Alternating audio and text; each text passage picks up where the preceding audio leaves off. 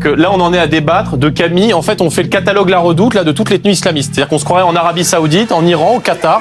On est là en France en 2022, en train de faire l'inventaire de toutes les tenues islamiques, à savoir si c'est le bon centimétrage. Quand vous accueillez des centaines de milliers de personnes chaque année dans votre pays, eh bien, ces personnes-là viennent aussi avec leurs mœurs, leurs coutumes, leur mode de vie. Et quand il y a trop de monde, eh bien, vous ne pouvez pas assimiler. Il y a des années, on parlait pas du burkini. Il y a des années, on parlait pas du voile. Il y a des années, on n'avait pas ces débats hallucinants sur les tenues islamiques qu'on pourrait avoir sur des chaînes, peut-être sur des chaînes en Arabie Saoudite ou à l'étranger. Moi, je pense que la gauche et l'extrême gauche s'est compromis avec les islamistes. Et quand vous soutenez la candidature de Madame Garrido, qui nous a parlé de réconciliation avec les terroristes du Bataclan, eh bien, la France insoumise devrait s'appeler la France islamiste. Parce que je pense que vous faites preuve d'une compromission hallucinante à l'égard de ces thèses et que vous avez confié les clés d'innombrables quartiers, notamment chez nous, dans notre département, en Seine-Saint-Denis, à des communautaristes et que vous avez réglé la France, pardon de le dire, à l'heure islamique. On était sur l'éducation. Vous voulez répondre, Clémentine Autain, à quelques mots?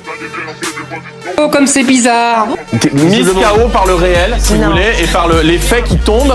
Ah, c'est sûr que c'est pas vous, ça c'est sûr. Ça depuis tout à l'heure. Alors là, c'est sûr qu'on n'est pas du même côté, manifestement. Non, on est absolument pas du même camp, comme dirait l'autre. C'est clairement.